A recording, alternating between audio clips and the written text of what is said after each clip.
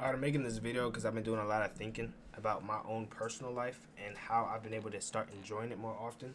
And I realized the more enjoyment I get in my own personal life it has to do with me going opposite to what society says. And I don't think society all around is a bad thing, or having a societal view on certain things is bad, because as people, we're going to group together and form ideas. That's just what we do.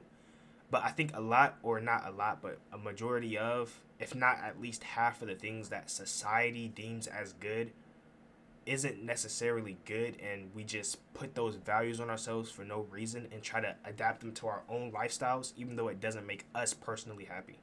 Right? A lot of things people seem to overvalue in life is all the materialistic things that don't even matter, whether it's money, status and fame, and all like just things that don't really mean nothing in the long run. Like, money is a huge one, and you can kind of argue if money matters or not, because obviously we all need to eat, we all need to pay rent.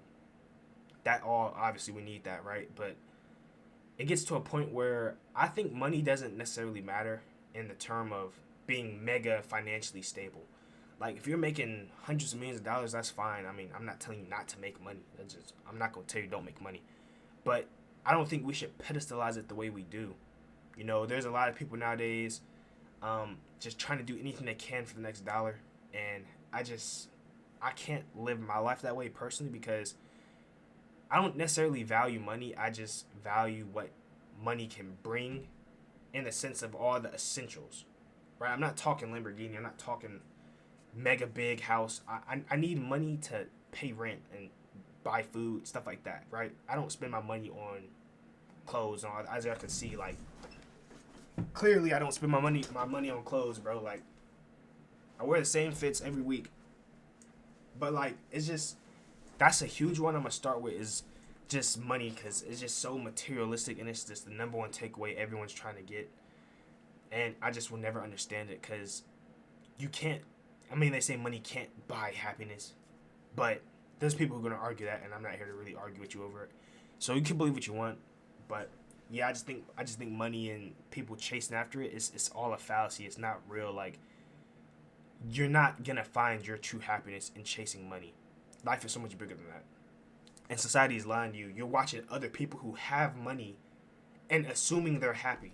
And then you're saying, oh yeah, I need to get money now just so I can be happy too, when you can find your own happiness doing what you love to do. And it's that simple. Like, you don't have to watch other people. And that's why I say society lies. It puts a mask on. It tells you what you need in order to feel achieved in life, and you don't. People judge you for not having stuff. People judge you for a whole bunch of things that don't really matter. They judge you for not having things they don't have, right? You tell people what you do, this, that. Oh, well, you got a degree. You got a bachelor's degree, a doctor's degree. You got a master's. No, I don't. I'm not in school right now, this and that. And people just judge you, but they're not doing that either. And it's a lot of stuff that just doesn't really matter. Like, prime example, like I just said, having a job, has other stuff. Like, you don't have to become a CEO boss with $100 million company. You just don't. But for some reason, if you're well off, people seem to be more open to talking to you. Oh yeah, well, he's doing good for himself. He has this, not knowing you could be making 100 million a month, and you having depressing thoughts because your mental state's messed up. But no one cares to ask that.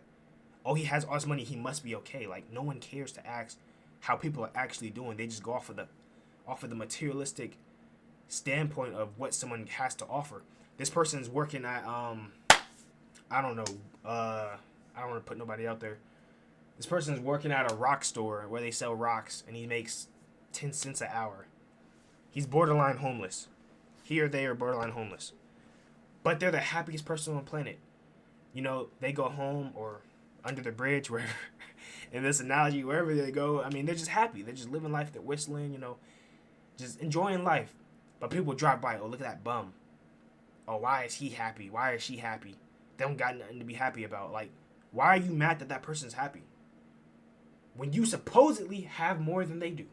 It's because you have nothing, because you based your life off of materialistic stuff that doesn't mean nothing. And society didn't, and it's not your fault, because society's lied to you. The minute you're born, your place, think about it. The minute you're born, you're in competition with everyone around you. The only couple years of your life you have to yourself truly is before you go into school. The minute school starts, you're already in the system. And I'm not saying school is some evil system, this and that. That's another video for another time. If y'all want to argue that, go ahead. I seen videos on, you know, what's it called? Like the theories and all. I seen stuff like that. But that gets me into the second point, right? Money is the first one. Now we're getting into popularity, status. I'll just put them all together just to make it simpler. And it starts in the classroom. There's the popular kids, the unpopular kids, whatever, this, that. As you get to high school, it branches out. Athletes, people get their own little their own little groups, if you will. But they just need to feel important, right? And that's what really sucks about it is people don't really want to be popular per se. They don't want to be popular. They just want to feel important. And that's where society lies to you. Because if you've been raised in a nurturing home, hopefully, I know not everyone gets that privilege. But even if you don't get that privilege, you have to learn to give that to yourself. I mean, it took me a little minute, but I finally got there myself as well. I was in a loving home, though. I'm not going to lie. Shout out to parents. To my parents for that. But, yeah, once you learn to appreciate yourself, you don't seek it from other people anymore. Like, there's a lot of people who, they want that fame, clout, status because they don't have any internal confidence in themselves. They don't feel that way about themselves. So in order to get that self-validation, which they should already have, since they don't have it, they seek it from other people. And that's what society tells people is it's not cool to be a lame. Oh, he's a square. He doesn't do this. He's lame. That's peer pressure. All it fits. It all. Oh, he's weird because he doesn't smoke. He's lame. He's not cool. Oh, let me smoke. I want to fit in. I want to be cool. I want them to like me. It's all just a loop of just stuff that doesn't matter. Like, your perception of yourself is the only perception that really matters, because there's a lot of perceptions of you out there. I see this in a video.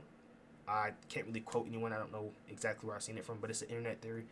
But basically the theory goes, there is no you, because everyone views you differently, right? This person, your mom views you different from your brother, then your sister, then your neighbor across the street, then your friend you play basketball with every day. Everyone views you differently, including yourself. But your own view of yourself is the only one that really matters, because you're with you your whole life. So you're the only person who truly knows you. Everyone else only sees what you show them.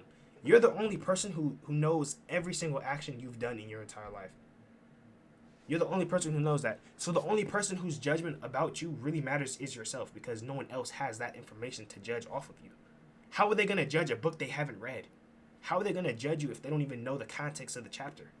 Like, your judgment of yourself has to be majority overwhelming from everyone else for anything to even matter. Because you're trying to seek self-validation for people who don't even know who you are. They don't know you. So why would they care to validate you? And even if they did, they're not validating you. They're validating the character you chose to show them. So that it comes from self. You have to learn how to validate yourself first before you can even attempt to try to feel established or feel love for yourself. Like, you're not gonna, and let's say you do somehow find a way to get all these people's validation, whatever. Now you're stuck playing their game. Oh, I have to do that. Oh, I smoke. Now I'm a smoker because I'm cool with the smoking people. Let me keep smoking every day, even though I don't like smoking. So now you're stuck playing their game. You're stuck doing things for other people because you want them to like you, versus just living your own life, being comfortable with yourself. Not to mention, I'm going to get y'all a gym too. And I didn't learn this until recently. I just got into it myself. I ain't gonna lie. I didn't have that self-respect for myself until recently. But once you respect yourself more, people will respect you for respecting yourself. It's weird. You go looking for respect, you don't get it. You don't care about it, you get it all the time. It's such a weird dynamic. But it's not necessarily weird, though. I take that back, because it makes sense. Why would I respect somebody who doesn't respect themselves? If you don't have enough respect for yourself to carry your own standards higher enough to where you think you matter to yourself, why would I care about you? It doesn't make sense. So find that internal, and once you do, everything will go a lot easier. And in society, I'm telling you, the minute it hits the classroom, everyone starts trying to be a people pleaser, or at least that's how I was. Teachers got me sharing pencils, and he doesn't have a pencil, you do share. And I'm saying nothing's wrong with sharing, but it just puts you in that mindset of like, everyone else matters more than me, when that's not the case. We're all equal. I shouldn't be pedestalizing you And it's just that's just how life is. Like we're all born equal. I don't think I'm better than nobody. I just know that I'm as equally valuable as you are. So I'm not gonna try to live my life trying to put you above me. We're on the same playing field. I don't think I have an ego, no none of that. Better no. We're equal, so I'm gonna be treated like we're equal. I'm not gonna try to do more than you. I'm not gonna try to act like I'm higher than you. But at the same time, I'm not gonna let somebody belittle me or try to act like they're higher than I am, cause that's just not how it is. But yeah, money and status, clout, fame, all that other stuff. Those are the two big ones. I had a third point before I started recording. I can't really remember. I don't want to make this video too long. It's about to come on 10 minutes, and I feel like I did real good. Most of the time, my videos kind of drag out a little bit. So I might do another part to this if I get some more, you know, brain capacity. But appreciate you guys. Let me know if you want a part two of this. If you made this far, like, comment, subscribe. Appreciate you guys, and I'll catch you guys later.